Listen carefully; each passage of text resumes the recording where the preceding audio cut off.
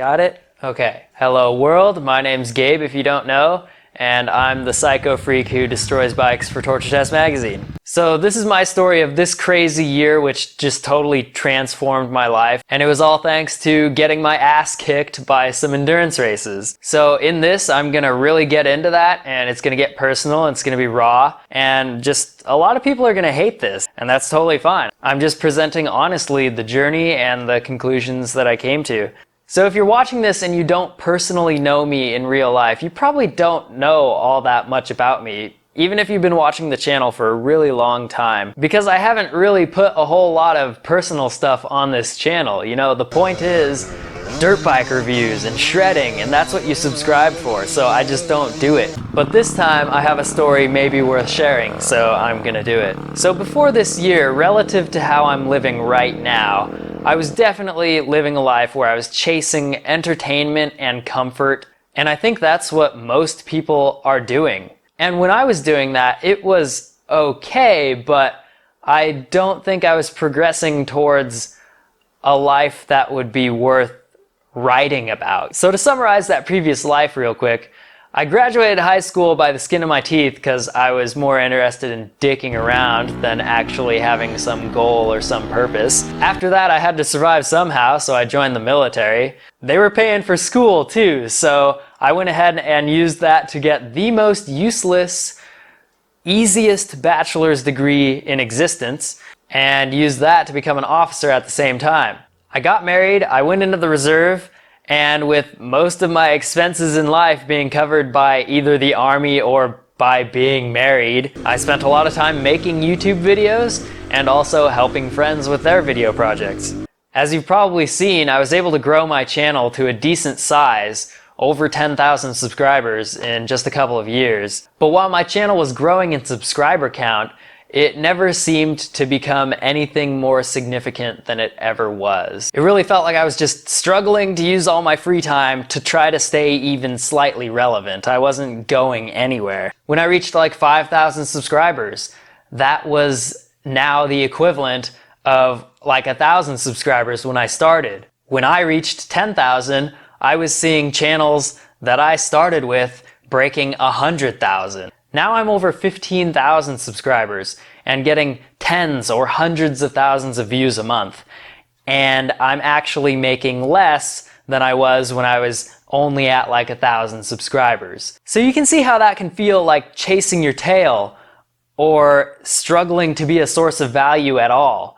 And it was that feeling of not being a good source of value that prompted me to rebrand this channel and start Torture Test magazine. I decided I needed to do something above and beyond what anyone else who was making motorcycle content was doing. So I started breaking bikes for science and fun and selling that content as Torture Test magazine. And what I found was that that was silly because basically nobody cared. I mean, if you think about it at all, only the most hardcore bike nerds are going to care about that type of content at all. And what I found is that there appears to be very, very few of those people that are on the internet who are actually interested in the old bikes that I'm doing this stuff on. But I just tried to continue, not getting anything in return for it, and it was really just a mediocre existence. Getting most of my life subsidized in one way or another, that doesn't feel great. There's no accomplishment in that. Chasing my tail making content that nobody values feels really shitty. And then being 25 years old, which is kind of the peak, and knowing that I just can't keep that up forever, it was a mediocre existence. But during the process of making the first major pieces of content under the Torture Test magazine brand, I ran across a local event, a 24-hour endurance race at Glen Helen. And that seemed like a good way to get a buttload of hours on a bike in one go, so I decided I wanted to just go ahead and do that race. But there were some definite problems with the idea of just up and doing the 24. When I first came across it, it was happening that very month that I first heard about it, and not a single other person wanted to join me in doing that. And then doing it solo just didn't even seem like a physical possibility because of my health at that time. I'd been having arthritis that was getting significantly worse every year, and at that point it had got to the point where it really did a number on my body. So at that point I was working on the KDX 200 torture test, and when I was going out for the daily practice where I was running that bike into the ground, I was only able to get about 5 running hours before my hands, knees, and wrists were just no longer functional for that day. So I was trying to imagine going 24 hours straight, and I just didn't see that as a possibility. Like, that just wasn't gonna work. Even if I was going as easy as possible, it was definitely going to get to the point where I could no longer hold onto the handlebars, twist the throttle, use the clutch, use the brakes. None of that was going to work. And then to top it off and just totally kill the idea of doing the 24 that year, I also had to go into work that weekend that the race was happening. So it just totally wasn't happening that year, and it didn't. So that existence of mine, which at the time I didn't recognize as mediocre because I was getting by, life was somewhat comfortable, and I was riding dirt bikes. That existence continued into March of 2019, and that is when something actually happened. I was still making the Torture Test magazine content, so I was still interested in putting loads of hours on a bike.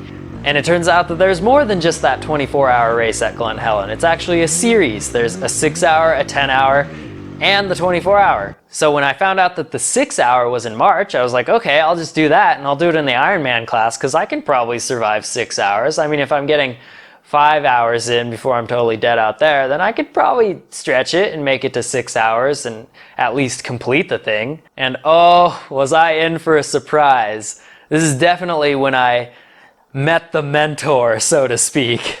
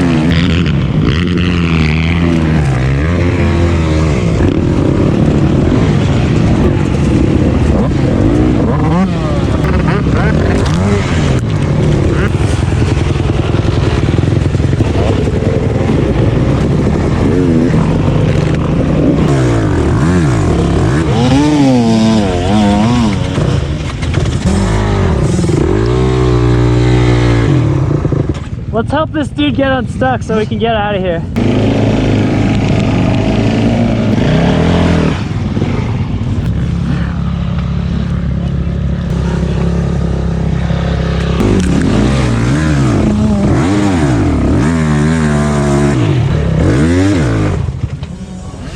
Fuck me sideways.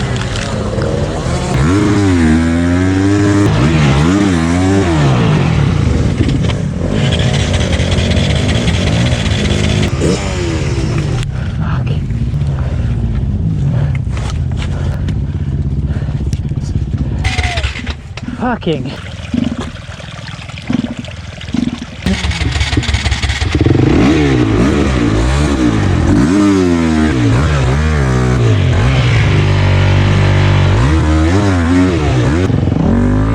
Wrong way or what? It's the other way. Here, you hold your bike up, I'll spin you around.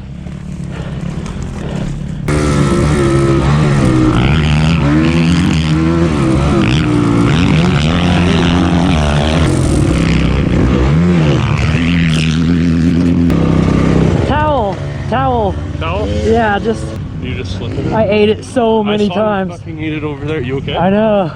Yeah, I'm fine. Your goggles good? Yeah. Okay. Shit. Shit.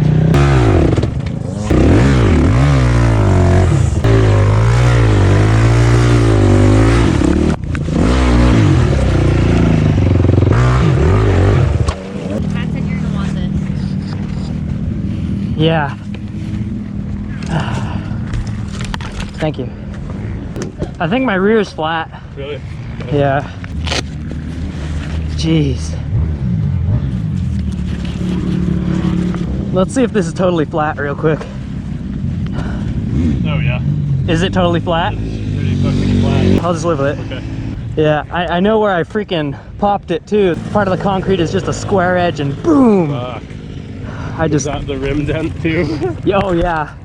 Both of those, same spot. Yeah. I'm done hitting that shit.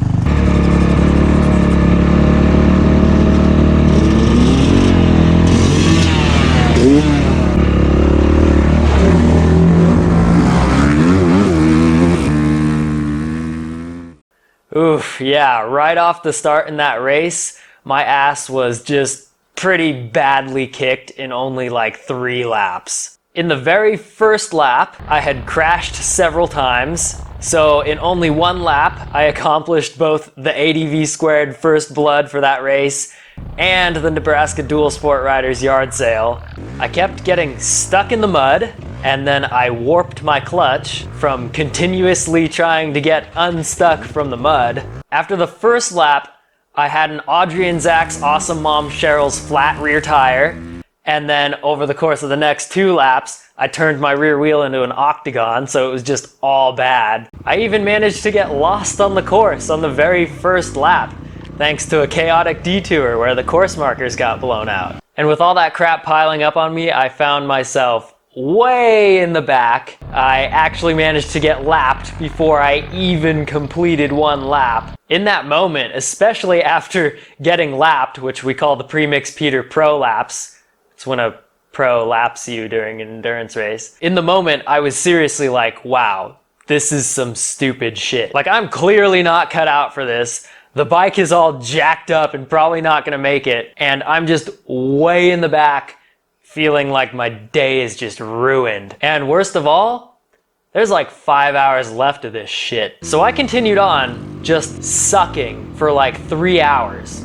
just being down and just being like a little punk bitch about it, seriously. But during the slightly less frustrating moments where I wasn't stuck in the mud or picking my crap up off the ground, I had hours of time to think about why I was hating it so bad. And as I went down the list of the reasons that I was hating it so bad out there on the course, it became very obvious that all my reasons for hating it were stupid. So yeah, I was way behind, but did I expect to win my very first endurance race at a place that I've never even ridden at? Hell no! Like, duh! So being upset about position makes no sense at all. And yeah, my bike was getting destroyed out there, but the reason I was racing that bike was because I was writing an article about destroying that bike. So there's like no logic in getting upset about destroying that bike. It's actually just a really obviously good thing that I found an event where I can go out there and really push that thing hard. And then, yeah, I was getting completely smacked down by the course on basically every single lap. But come on, they don't call it the Glen Helen 6 hours of easiness and relaxation. It's the 6-hour endurance race. The point is, it completely sucks, and you're supposed to keep going. When you sign up for those things, the reward that you purchased is the struggle. So the harder it is out there, the better the value for your money. So when I was out there getting frustrated by this difficult situation, that was just the wrong answer. So why I didn't recognize that the torture is the point and the worse you have it, the better, I don't know. But about halfway through the race, I finally did. And I started to get into this groove. And I was like, you know what? This is great. I'm going to go out there, go hard, and have as much torture as I can get out of this thing.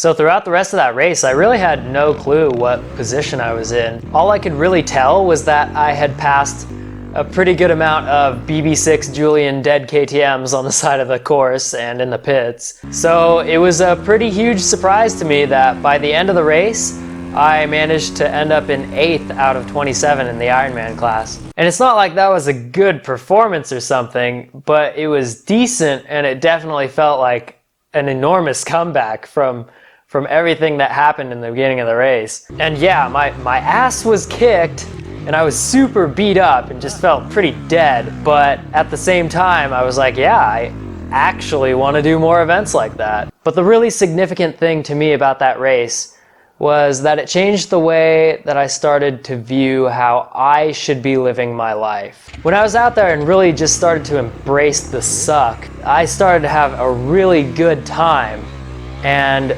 a decent result came of that.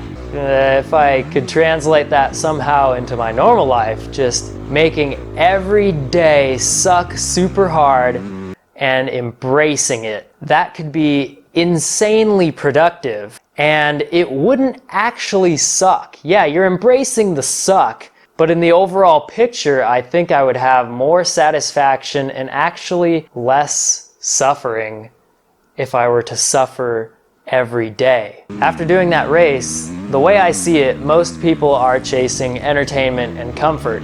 And you can chase those things and you can get enjoyment along the way, but those things are limited. Every single day, there's an unlimited abundance of difficult, challenging stuff you can do. Difficulty is unlimited. Virtually no matter what the situation, difficulty is unlimited. You can go do some difficult shit right now if you want to. And what I found with that race is if you do some difficult stuff and you really embrace it and you get through it, you actually do crave more. When you've successfully experienced entertainment and achieved comfort, at the end of it, you also crave more. So as you crave more and more, you can achieve more entertainment, more comfort to an extent, and then you will find dissatisfaction. At least that's how I definitely see it now. So having experienced so much self-discovery, even if it was stuff that really should have been obvious to me, made me not only want to do more of that stuff, but also made me feel like I really wanted to share that experience with other people. Otherwise, it seemed like there'd be no way to explain what the heck I was doing. But I also wanted to bring people to an actual endurance race and have them actually experience it. So I made a video announcing that I would be racing in the upcoming 24. And in that video I said if anyone was actually interested in doing that with me, that they should reach out. And if there wasn't enough interest, that I'd just be doing it solo. And I was serious about doing the 24 no matter what. But there were still some problems with the idea of taking on the 24. It wasn't going to be just as easy as just going and doing it. First of all, my body did not handle the 6 hour well at all. I was totally trashed after that. I mean, it didn't even take the 6 hours to get me totally wrecked. I was done 3 laps in. I was toast. The whole arthritis problem, especially in my hands, knees, and wrists, was just basically eating me alive. And then on top of that, not being in like a very athletic state of tune didn't help either. So if I was going to be on a team for the 24, or especially if I was going to be doing it solo, I really needed to get a handle on my health.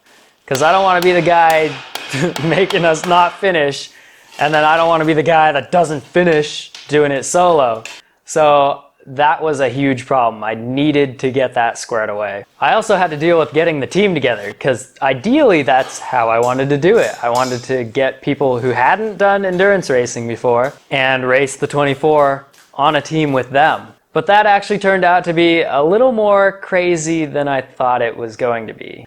So I did expect a few people to be interested in racing with me. I thought it was mostly going to end up being people that I already know, but instead, literally hundreds of people blew up my DMs and everything after that video, which seems like it would be a cool thing, but that actually meant that I had to turn down hundreds of people So it kind of sucked, especially because there was like a good handful of people that seemed really chill. But fortunately, there were also like plenty of people that made themselves really easy to turn down, so that was nice. A bunch of people hit me up on Instagram without even following the TTM Instagram. Dudes, internet etiquette is a thing.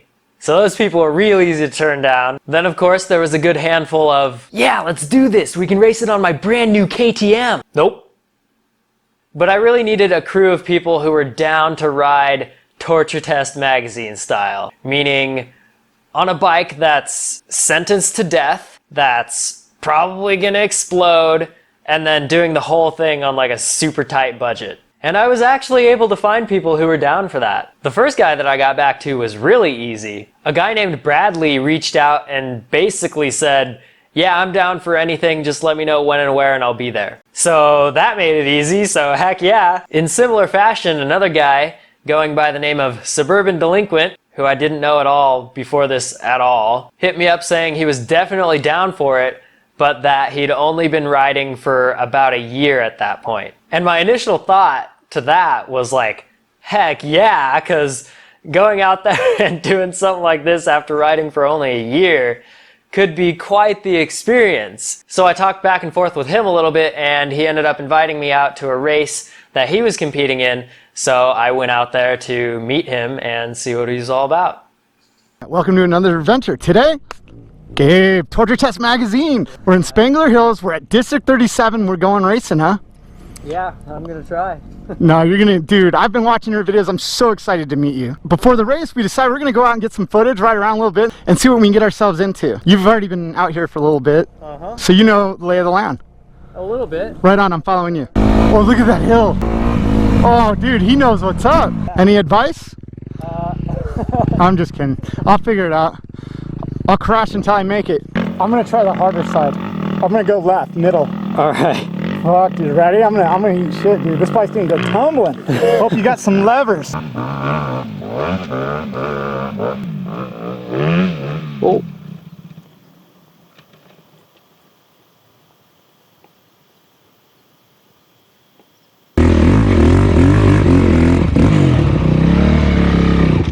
This is a good dismount. Well, Gabe, I don't know if you watch my videos or not, but I gotta go back down and come back up. What's your rule? 3 tries? Well, usually until I get hurt.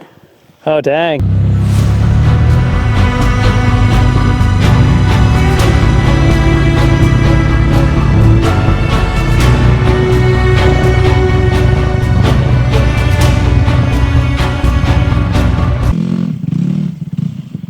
Does that count?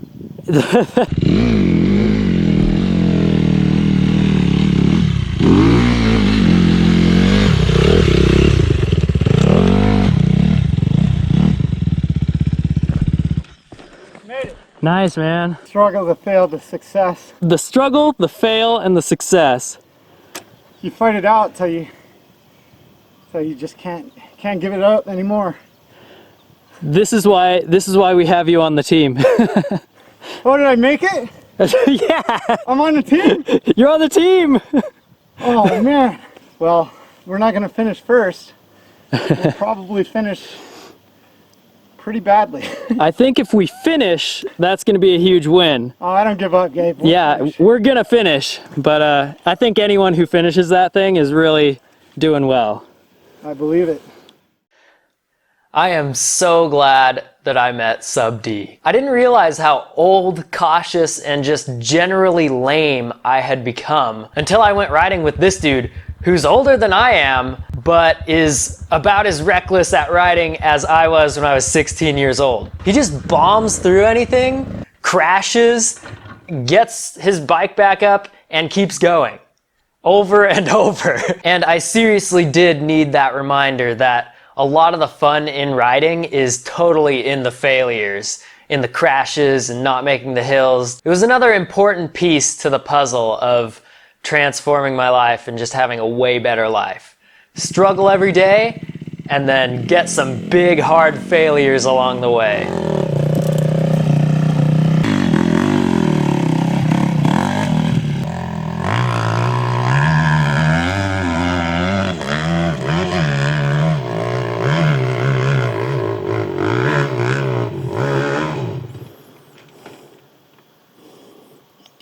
almost made it.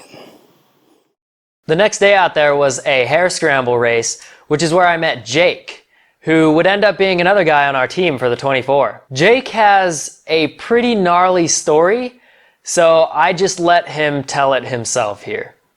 Hi, my name is Jake Harthill from Mission Viejo, California. Been racing dirt bikes for the past about 6 years now. I raced District 37 Desert Series National Grand Prix Championship Series, along with National Hare and Hounds as well. Ended up getting the YZ 125. I was pretty stoked on it. I was still learning, the more two-stroke side of things. It was my first two-stroke. Started racing it in 2018. I believe it was my first or second race on the bike. I was racing District 37 Desert Scramble. Rode over to the starting line with one of my best buddies. Good spirits, good moods. Talked to my dad. I love him, hugged him. Around 15 miles into the race, we dropped down to a sand wash. In the sand wash, there was a left-hand turn. So I was in the dust of a few other riders, so I had missed the left-hand turn. So I continued down the sand wash, probably out another 100 or so yards. Decided to go up a different uphill and reconnect back onto the race course. Started going up the uphill. I'm not too sure what happened to me how I lost control of the bike. I ended up losing control. Fell in a bush. Like desert races do, we fall in bushes constantly. This is part of it. I got up. The adrenaline was all pumping, so nothing gone wrong, normal crash. So walk over to my bike, pick it up. While I'm picking it up, I notice blood slowly dripping onto my bike. And I'm curious where could that have been coming from. So I kind of replayed back in my head what may have just happened. And right when I kind of sort of thought what might have happened, blood just started pouring out my neck. Once there was a waterfall, I kind of like to refer to it, it was just gushing everywhere. You realize you're bleeding out your neck, you realize you're dying. I threw off my helmet, threw off my gloves, so I was off course, and all the other riders were focused on the uphill that they were going up. I was trying to yell, wave my hands, flag down anybody. My body slowly gets a little bit weaker and weaker. Corny as it may sound, I decided, or realized I may end up passing away at. I went ahead and laid down right next to my dirt bike and just kind of lay down there. I was at peace with what was happening. While I was laying down next to my bike, about 3 to 4 riders came up the hill I went up, which sparked a whole new hope in me. So I jumped up and just screamed out for help. One rider right away threw his bike down and just ran towards me. He stayed fairly calm. He took off his jersey and applied pressure on my neck and sat behind me, while a few other riders flagged down more riders. As there's a group of probably about 5 to 8 guys around me now, all of them were checking for radio and cell phone connection. There was no connection down in the canyon that we were in, so a few of the guys decided to go ride back to the nearest checkpoint. Eventually, the rescue group did get to me. They were awesome. They put me in the buggy, drove me out of the canyon to where then I got airlifted out, took me to Antelope Valley Hospital. My dad drove there in a panic, not knowing if his son was going to be dead or alive by the time I got there. Woke up the next day, and I had a bunch of tubes sticking out of my body. I had a tube in my mouth. I couldn't talk at all. I was in terrible, terrible pain. Upon surgery, they had established that a piece of the branch had broken off into my neck. It was about 5.5 inches long, that stick. They had to cut me open for that as well. I had to hold my trachea, which is pretty early to my lungs, which I also had to seal up. So the next day, the doctor walked in. He looked at me and said, "I don't know why you're so alive right now. You should be dead. So congratulations, you just won the lottery." I will never forget that, as how he just said that, how he just phrased that. And he just walked right out of the room. Recovered over the summer. Kept it pretty chill over summer, recovered. And I believe it was beginning of September, I rode my dirt bike again, which was just amazing. And then we dragged him out to race 24 Hours of Glen Helen. I mean, he's a freaking trooper, obviously. Anyone who gets stabbed through the neck riding a dirt bike and then as soon as they're recovered goes right back to riding a dirt bike is a boss. So heck yeah, we want him on the team. But seriously, Jake's story, after he told me that, it changed the meaning of this whole die trying thing for me. It really made me feel a strange way. I mean, it is a terrifying story, but it actually made me a lot more comfortable with getting on the bike each time. I mean, if you can do everything right just to get ganked by a bush, then like, man, what's the point in worrying at all? Straight up, my policy now is to just go as mad stupid as I please when I'm on that dirt bike, because you just never know in what crazy way you're gonna die any day. We are all gonna drop dead at some point. So at least for me, I might as well be productive with it by riding as hard as I please. And when God decides that my time is up, I won't even be mad when I hit a boulder at like 80 or whatever it may be, getting hit by a bus on the way to the grocery store. For real, I feel a lot more free and a lot less heavy just thinking that way. And I wouldn't even expect any other person to think that way or to even be okay with my thinking that way, but that's just how it is for me now. On a lighter note, while Sub D, Jake, and I were out racing that hare scramble, a longtime viewer of this channel was carefully crafting his reply to my call for teammates. And that reply basically implied, let me on the team or I'll Iron Man the thing and show you all up. I had already been wanting him to say he was down for it, so when I saw that comment, I was really just like, yes, good. And then made plans to head up to Idaho and ride with Premix Peter, the next guy on Team TTM.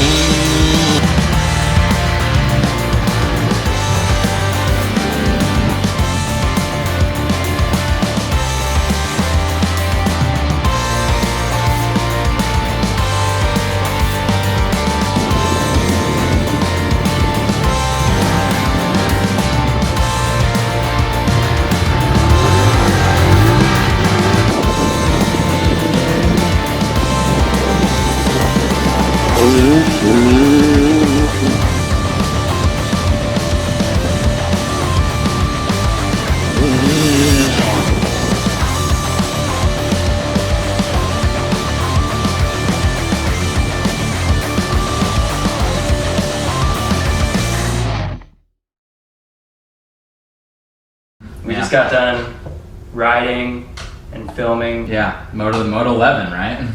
So I remember you first commented, you're like, Yeah. depending on my schedule and school and work and funds, yeah. I may be able to get on the team. And I saw that and I was like, this dude's been following my channel for like 7 years. I feel kind of like a jackass for even saying that. I don't know what I was thinking. I don't know. But I was like, this dude's been following my channel for 7 years. Let's post some more content and see what that changes into. I kind of had a feeling that you were going to be like, yeah. And then the comment after. So go ahead. Yeah. So the comment after, I don't know what I was thinking. When it became official on your end, it made me realize just how much I wanted to do it regardless. I was like, all right, it just something just kind of clicked to me, and I was like, why would I even be questionable on this? It's on the damn weekends. Like, even in school, I can make that work somehow.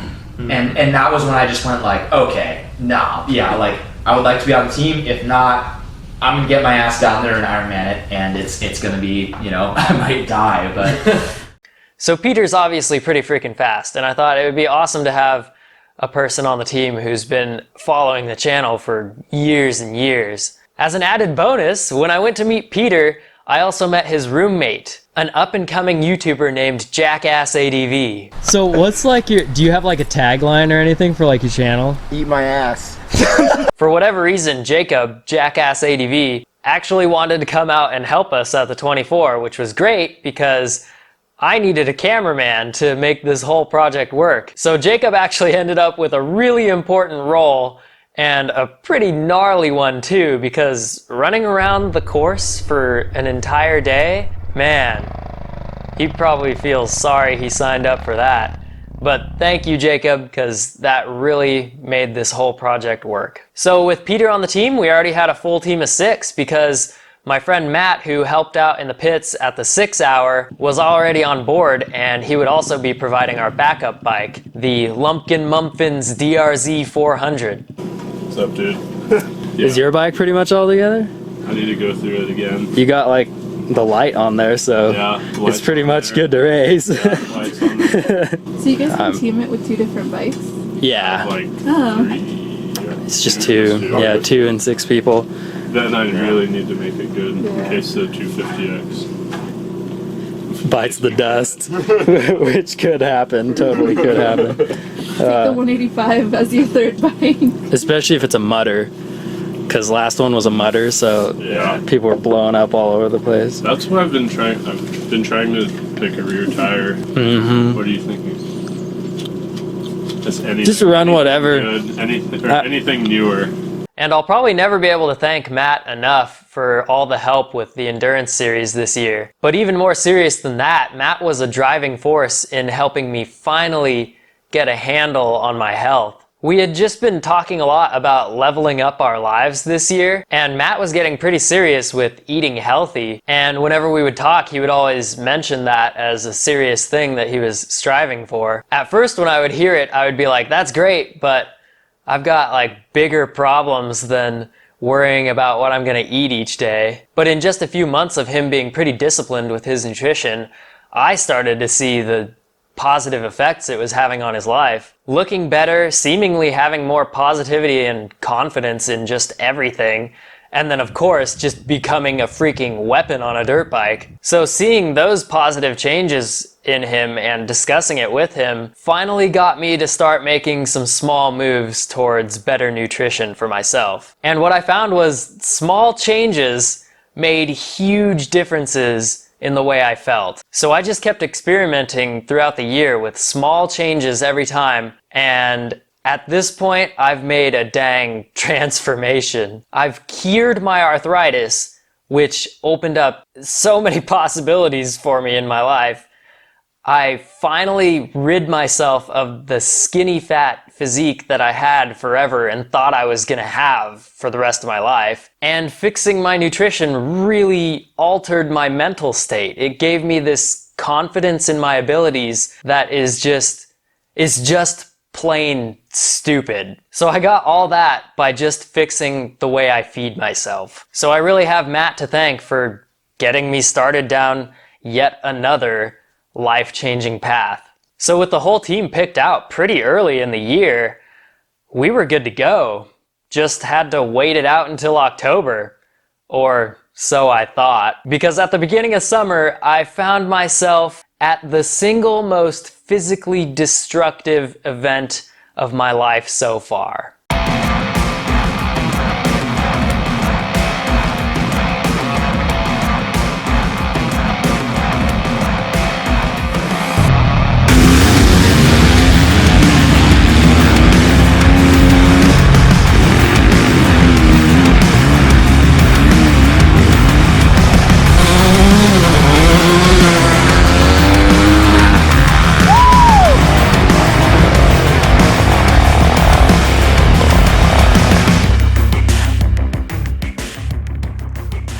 Oh, the 10-hour endurance race at Glen Helen.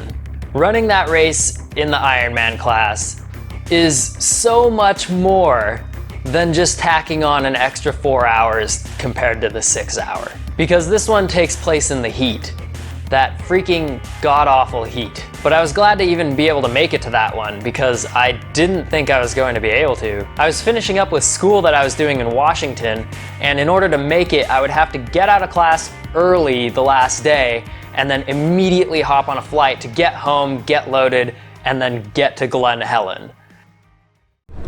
All right, here we are. There's Carson, there's Matt, and we made it to the 10 hour. It wasn't easy to make it here because I got back the night before and then had to haul ass over here. So I guess I'll be coming down this way then, right? I think. Down this way, up around. That's what I'm. We're a little bit late to the riders meeting, but Oh well. I hardly heard jack from that meeting, but I heard Iron Man is in the back, in the very back. Yeah. I didn't even hear that. So, bike prep this morning included not washing the bike, a piece of electrical tape right there to get my number visible for the first lap at least. We've got fuel. Verified that we have fuel and added a 360 camera. That's it.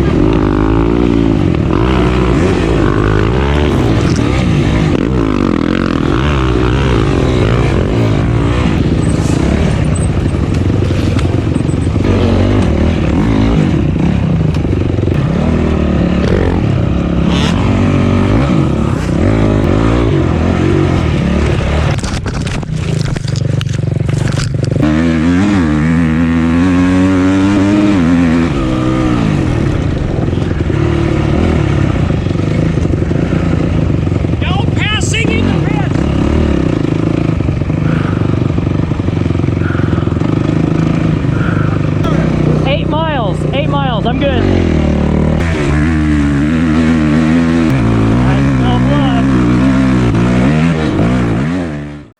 So if I didn't have my experience from the 6 hour already, that first lap at the 10 hour probably would have pissed me off a little. I bobbled and stood the bike up in a turn and let a bunch of people past, got roosted and dusted to near zero visibility and had to slow up, missed a turn and ended up in the way back, even causing my own little "my mom thinks I'm talented" pileup, got caught behind some chaotic detour on the course drama, had a minor chaotic detour from knocked over cones, knocked out the ADV squared first blood by jumping into some bushes, though thankfully they weren't killer bushes, they were nice and soft. But even after all that, my spirit was totally unaffected because I knew from the 6 hour, if I just got right back into it after every little hang up, I still had a very good chance of being competitive in placing. So I didn't let any of that affect me at all. I just kept charging right up in position until lap 3 anyway. I was trailing another rider and we were picking right through the pack, so I was really focused on just sticking with this person, and we ended up making one pass and I got tunnel vision and I ended up in a collision which messed me up pretty bad. As soon as I hit the ground, just sharp pain all the way down my lower left leg. I looked down at that leg and realized the boot was turned back towards the rear of the bike and my knee was out. Ugh. And as soon as I realized my knee was out, it freaked me out and I tensed up, and that just that just forced everything back into alignment. But I was still really freaked out because when I saw that my knee was out, I was like, oh man, I may have really messed something up, because I've done that before and really messed stuff up. But when I put weight on it, that didn't increase the pain noticeably, so at least I didn't break a bone or anything. But that knee was definitely nice and wobbly after that. I started putting back to the pits, still kind of freaking out about the knee, but then I was kind of remembering my previous knee injuries, and I remembered the very worst one where my ACL tore a chunk of my tibia off. And on that day, we just wrapped my knee up and I kept riding. So I was thinking about it, I was like, it can only be so bad, so I'll probably make it through this day.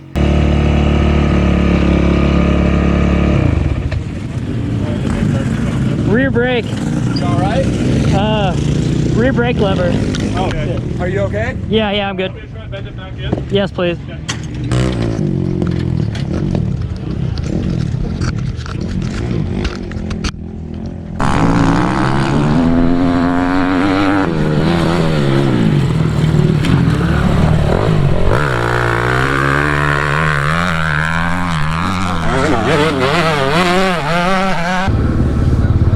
Bike's good?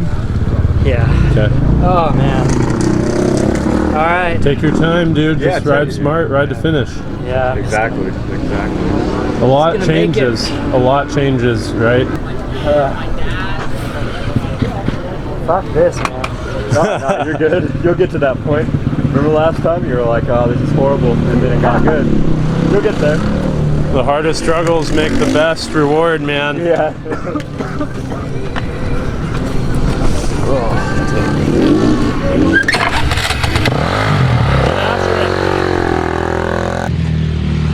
He's 40 seconds behind. Don't stop anymore. Okay. Good. Okay, don't stop. All right, don't stop. You got like a 40 second. Oh my god, I'm pissing myself.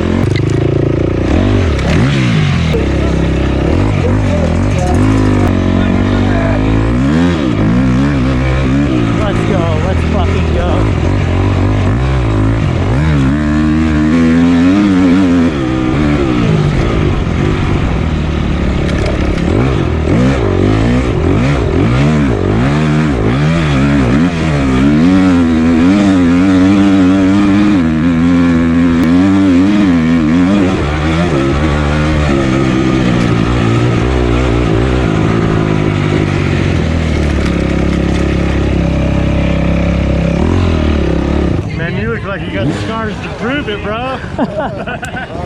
I'm so done. Did I do it? You did it. Nice. Oh yeah, brother. So fourth then? Yep. How was it? How do you feel? I feel like I'm never doing that again. You will. Oh my god. You ready to iron down the 24? Fuck no.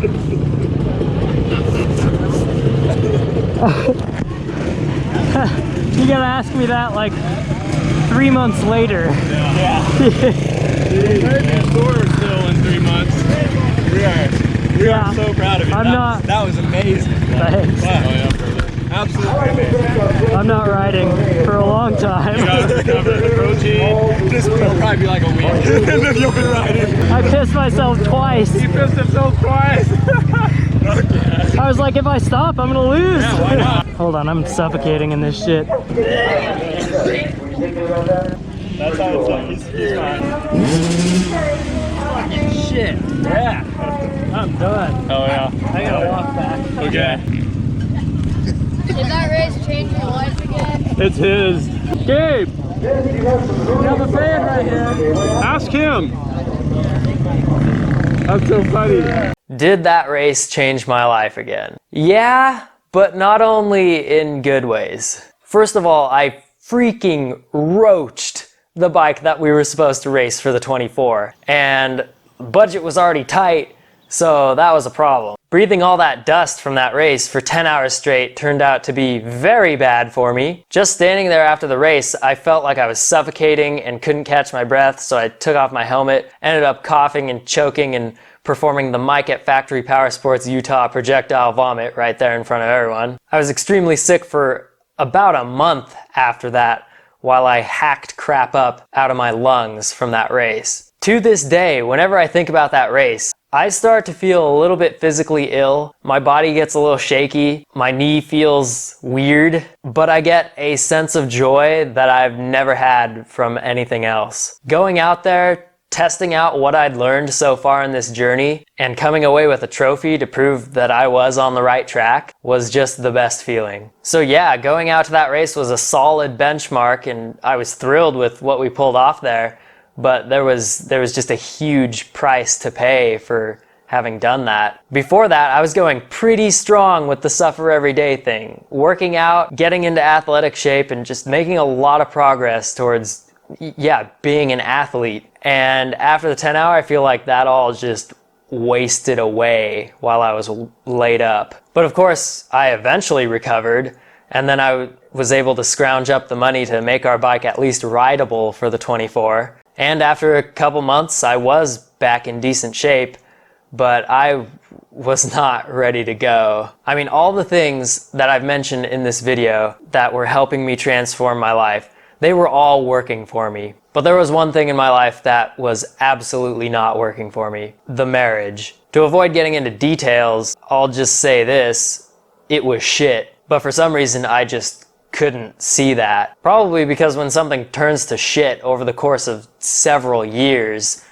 you're like the slowly boiled frog. So for a long time, I was in freaking misery, and it really wasn't gonna matter what the hell else I did in my life. I was always gonna be in freaking misery. So even though I finally had set myself up to thrive, I couldn't. And I don't know what I did to deserve being saved from that, but all at once, several of my friends, individually, but in the same week, basically came out to me and said, enough is enough with that.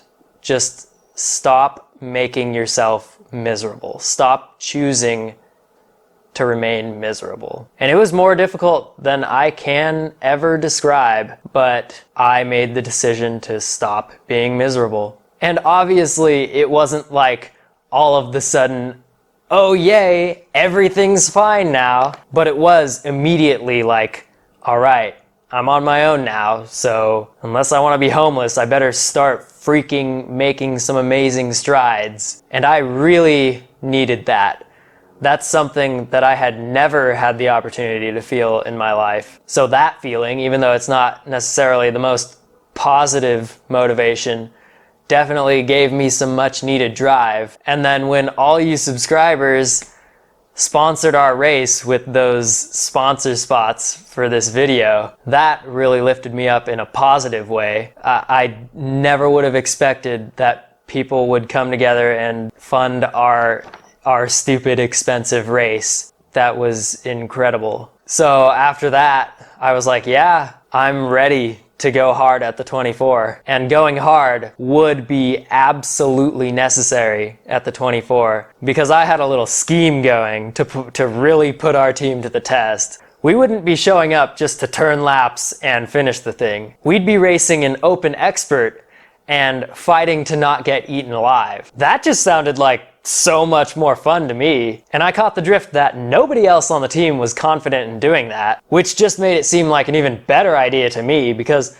I was absolutely certain that if we did that, we would not get last place. Because I'd done the 6 and the 10 on my own, and in both of those, I outlasted expert teams. I figured this should be no different.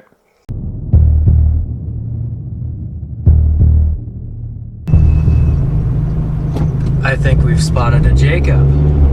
Yep. I like the shirt too.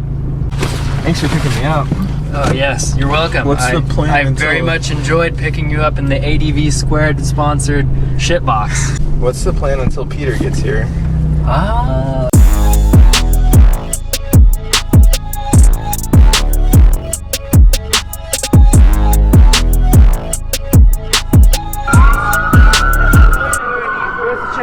So what'd you think of that? You know, I thought I could come to the city and make it worse, and I can't. He is storing the balls.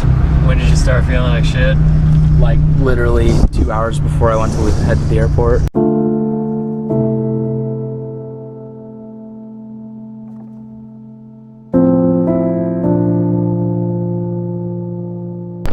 loading up in the ADV squared 4Runner. We got our ADV squared cameraman right there. Yeah. We're on the ADV squared handheld camera, and I'm literally boxed in.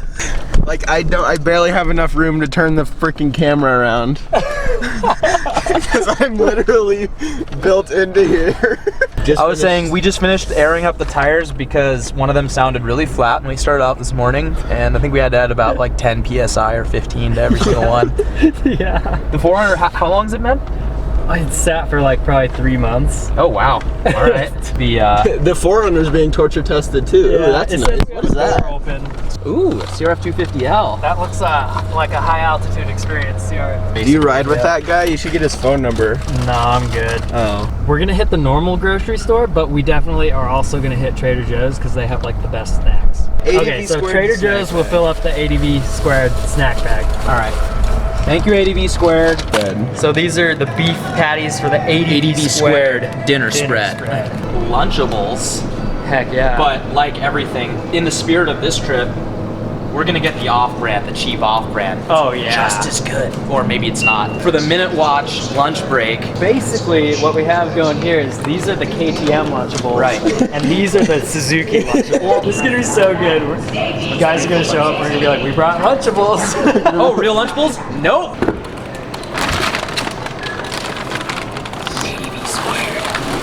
Dave Martin ice for the cooler. We're gonna fill our ADV squared gas cans for all ADV squared pit stops. C cashier, you gotta be kidding me. Oh my goodness. ADV squared.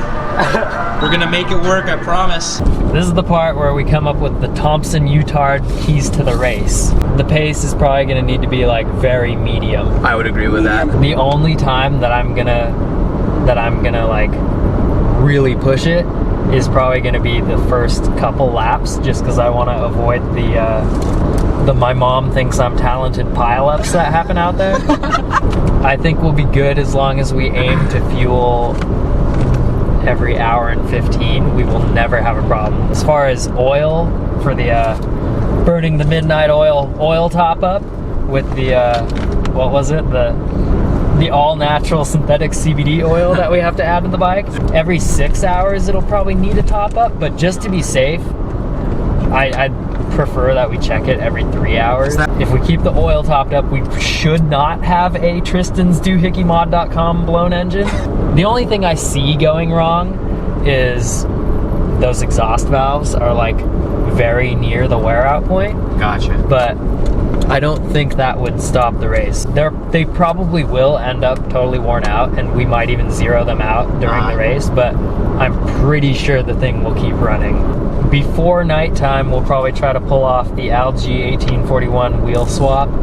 Okay. Because I know that, so that tire on there, I know it's good for like 10 hours.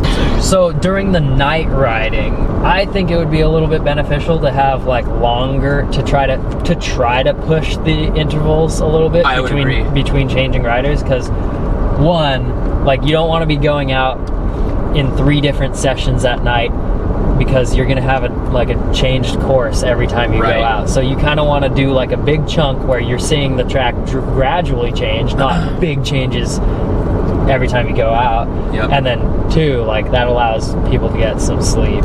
Definitely. That is funny at just how many Katos there are though. Class, I don't know what business class is, but business. What are we in? We're open expert. Open expert.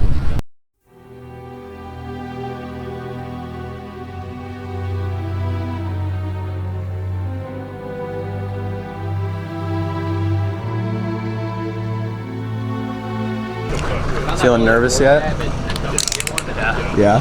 Yeah, I like it though. Are you excited though? My favorite parts. Yeah, you have to make sure you get the Dr. Johnson hole shot, or I know. Dr. Johnson's gonna be very disappointed in you. The at Torture Test Magazine, Gabe Kraust is ready to ride. The at Torture Test Magazine. At Torture Test Magazine. Shout out to my sponsors, which is no one but me, and everyone who's sponsoring. We got like 30 sponsors. Probably the first 100.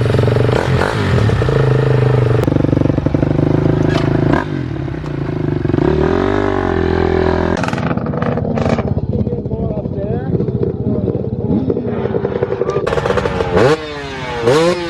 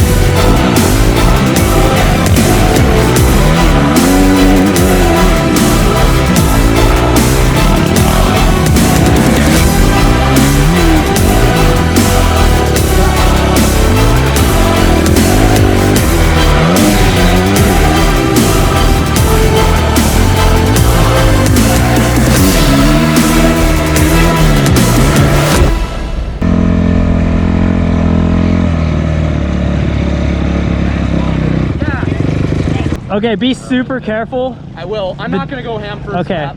Why? What's up? The downhills are very steep. Okay. Get the gas cap for me. Are you good? Good. It's good. Is it muddy? It looks like it's muddy out there. There's definitely muddy, but it's very dusty. Are there any like tech sections? Yeah, so on the road, be careful because the road weaves in and out of rocky shit. Right. I'm talking about the paved road. And just follow. Is it pretty well marked? Yeah. Look at Peter, get after it.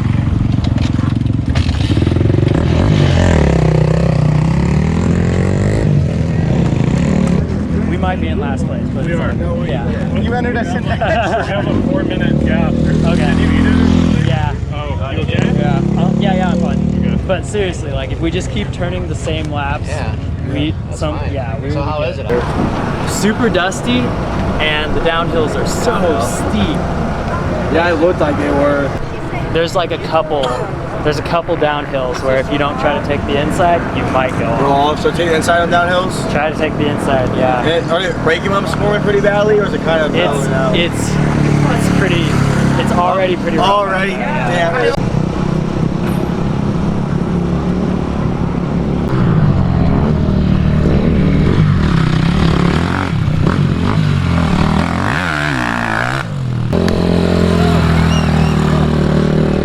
He's doing another? Yeah. Right on.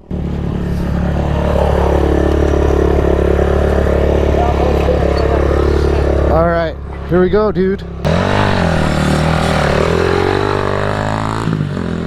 It didn't do anything too weird. It made some weird noises on the Mount St. Helen. I was in third, just went no, and when I got up to the top, there was like click, click, click, click, click. It was fine, but I just backed off. I was like, all right.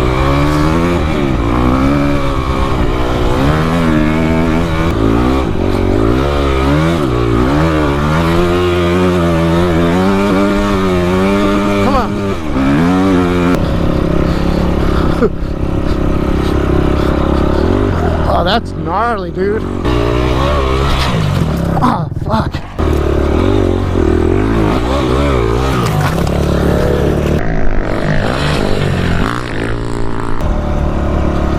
I don't know how it happened, dude. I got lost. Yeah, I'm done, dude. How'd I get lost, though?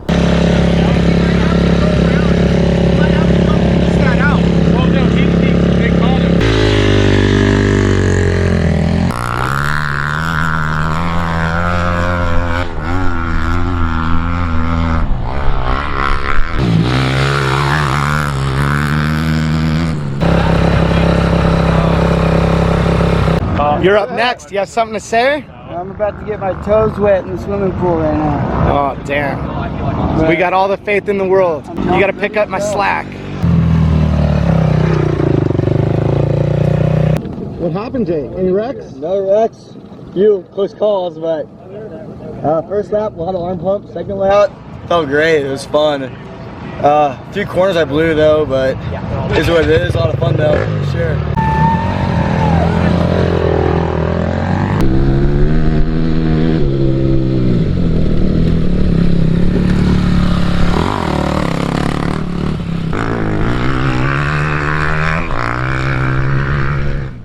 And that was one rotation of everyone on our team. We were about 6 hours in last place, and with a sizable gap ahead of us. But I was still hopeful, so when it was my turn again on the bike, I really turned up the heat to see if I could even close that gap the tiniest little bit. The majority of the lap times in the expert class were in the 26 to 30 minute range, so obviously my goal was to go faster than that. What are you doing? This is your second time out? Uh-huh. You gonna win this bitch?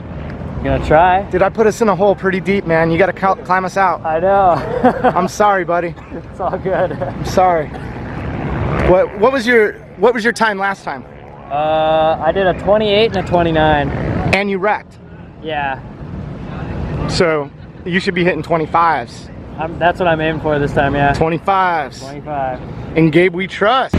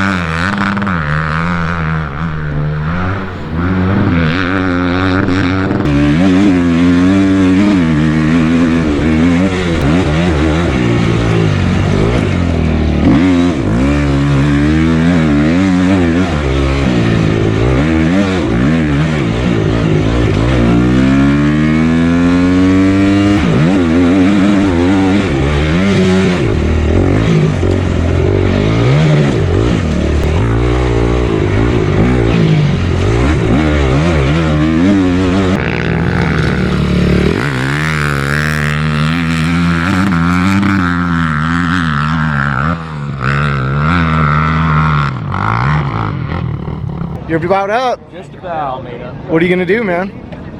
We try and keep our lap times close to what the beast known as Gabe. You gonna win this bitch? We're gonna be good. Be nice and consistent. All right. Everything good? Yeah. Great job, buddy. Thanks. You turned a 28 in your last one. Okay. Okay. I was looking for 25, but that will do. I mean, the pros are running 20. Well, not the pros, but the top of our class is running like 25. You're right. The front brake, when it heats up, it gets a little. It does get sticky. Yeah. That's what I was saying. Yeah. Is it all right though? Or Yeah, it's not sticking on. It's no, just getting harder. it's just working. Yeah. All right. Great job, man. Thanks. You go down, you look a little scratched up. Oh, I took a tree with me. Nice. All right. Here goes nothing.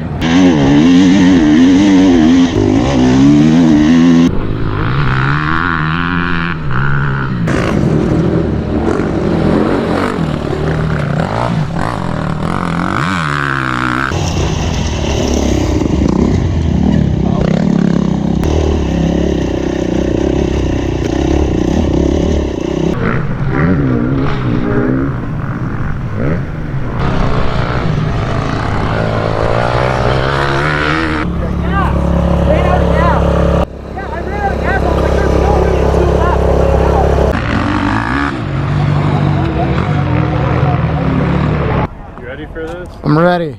First night rider for us. We'll see how many times I wreck.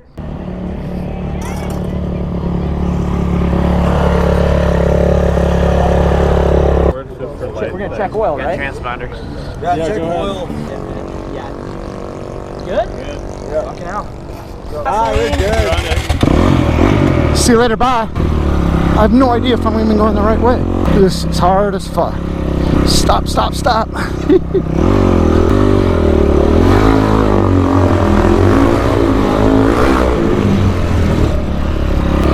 Can't see.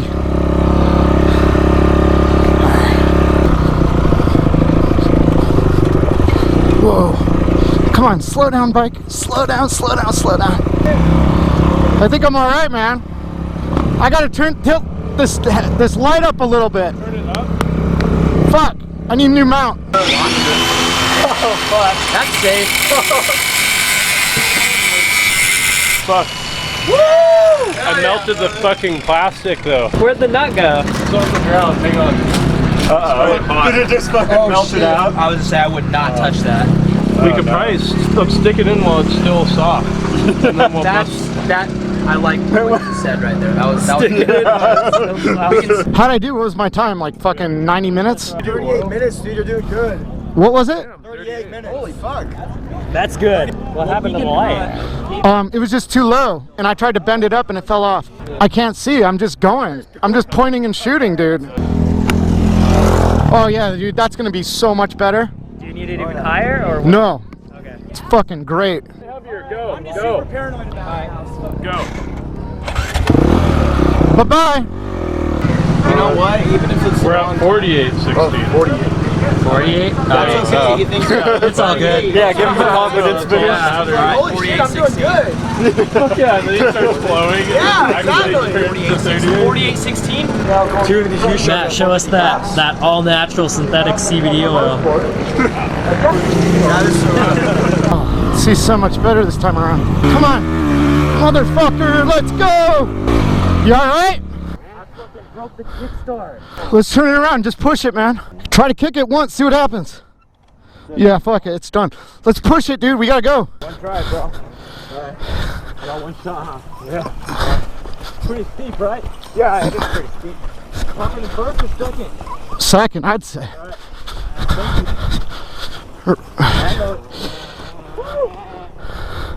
Oh, I hope you don't get hit. There he is. I'm pretty slow, man. If you want to go ahead of me. Oh, bro. I haven't stopped.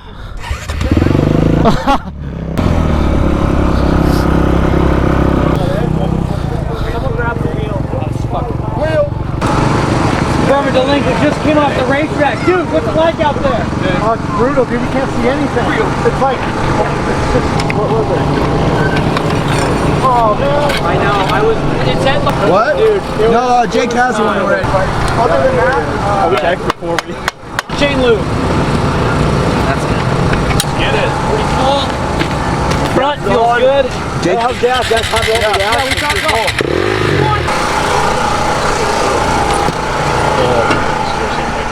Yeah. Yo. We're warming up some pasta. Oh yeah? Yeah. Chicken yeah? Alfredo. Yeah, we're just gonna put it in with the plastic on. Sick. Gets the plastic melted in there. And it's Carcinogen Williams. Yes.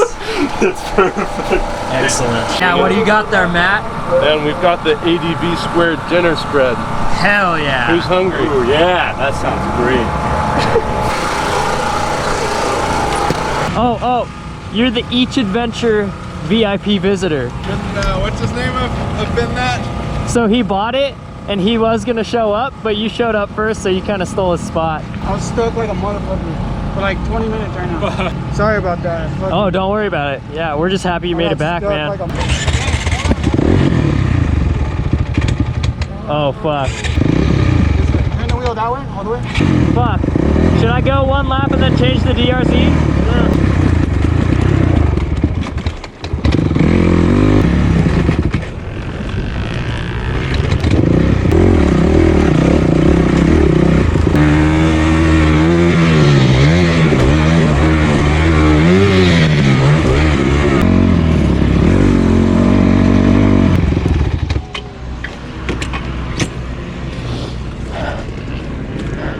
Here goes the Jack Goff bike swap. How the fuck do you start this thing?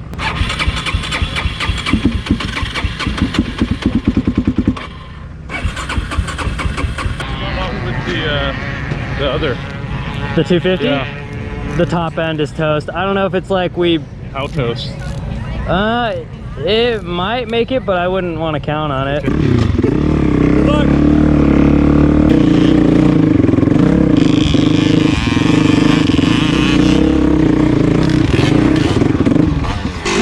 A push. All right, go, go, go.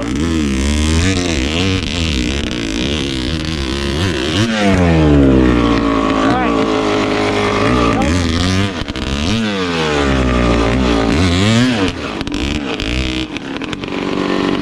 Hell yeah. Keep going.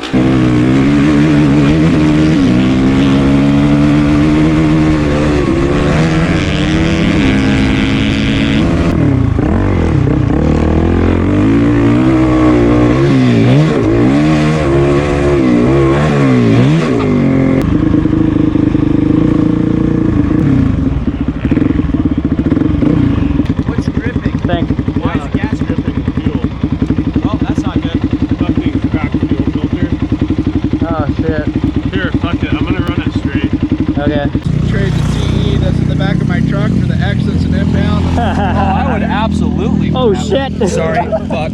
Sorry. Oh my. Do you have any other fuel hose? What? Is it on there or not? It's on there. Yeah. All right. Don't worry about it. Let's roll. Just don't rub your leg on there. All right.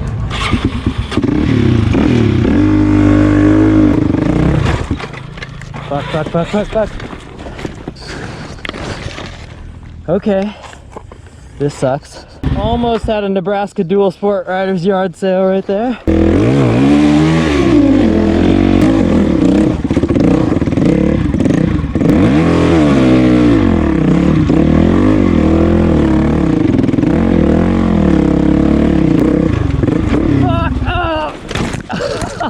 Okay, I hopped in the truck to escape the noise because it is just like crazy noisy out there. It's about 5 a.m. and a little recap of the drama that's gone on so far. We had the 250X come back from an extra long lap. It came back like extra roached. And I took it for a lap and there was like no bottom end. Felt like there was just, it was missing a lot of compression. It also felt like very draggy, like the engine had like a lot of drag to it. It wouldn't idle, so I was like, screw this, we're gonna take out the DRZ. So we put the 250 in impound, and I turned 3 laps on the DRZ. Peter tried to take it for a spin, and then it did not go well. We decided we're just running the 250 into the ground. I don't know, Sub D is out on the 250 right now. Oh, Sub D just pulled in. What's up? Just beat up. Okay. Oh, fuck. Oh, shit. Yo, not a bad lap time, 39. Really? Yeah. Oh, I promise. I wrecked like 5 times I bet. Well, you did well. All right, well, it's still showing full on the dipstick, so. Okay. There wasn't a lot of traffic out. Really? Yeah. I bet a lot of people are like fixing their bikes and giving up. All right, if it fucks up on you, we'll swap it with that one when you come in. Sorry, Jake. Oh, I wanted to give you more time, but I didn't mean to.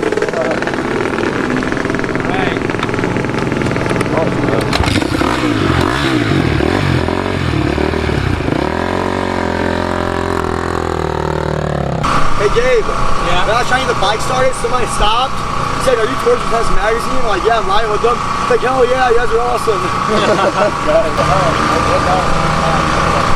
Everybody was. Oh!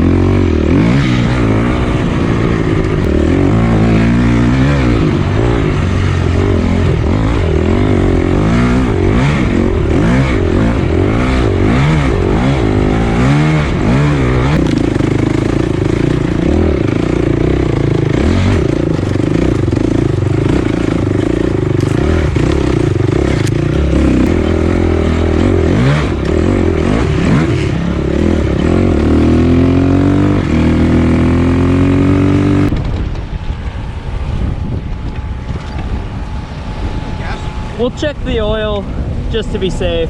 Thanks for helping, man. This is seriously great.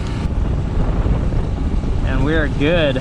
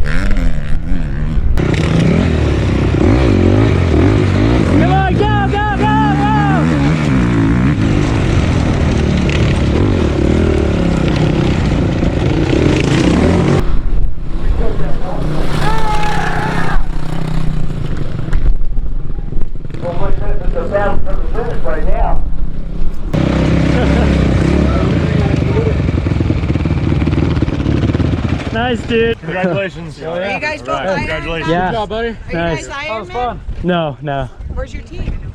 Right here. Yeah, what's that, guys? Where's your team? They're in the pit waiting for me with confetti, so. Oh, okay.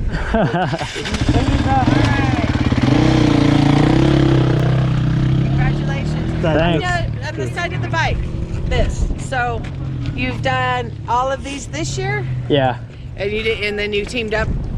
Oh, for the last one, yeah. all right, cool. I took a picture of that. Good. Thank you. We need to get one with Suburban Delinquent. Face reveal. All right, buddy. Good job. Thanks. Pour up. Good job to everyone. We killed it.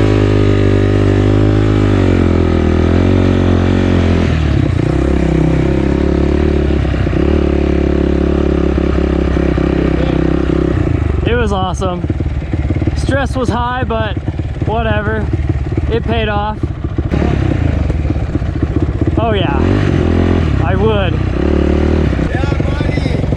Yeah. You're insane, dude. You're insane. Thanks. Want some salty KTM tears? Ah, yes. The KTM tears we've collected.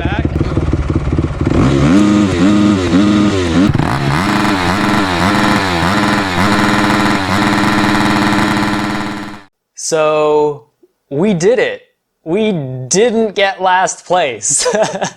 And by some miracle, the 250 made it through the finish. After that thing cooled down, it will not fire back up. So we got so lucky. It's toast. So yeah, the 24 this year may have been mostly us just goofing around, but that story of that race still illustrates the main lesson of endurance racing. Just don't stop trying. At each of these endurance races this year, that's what it came down to. So yeah, it's been a hell of a year.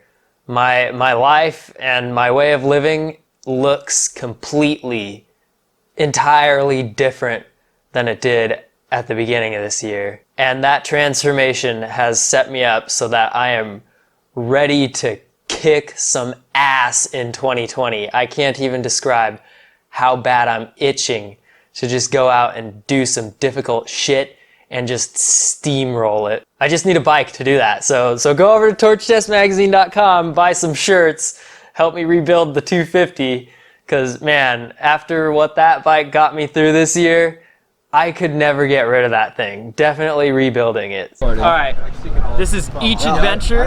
He paid for the VIP visitor spot, and then Josiah took it first. But each adventure, I still made it. Still made it, so we're all good.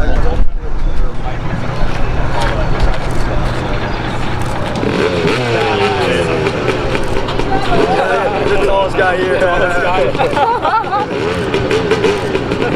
Matt, stop moving! You have to hit all my angles. Alright,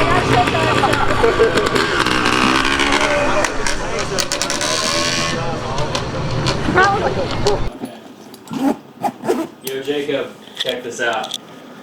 See this? My ass is bleeding. Everride ADV sheepskin. Monkey butt moment.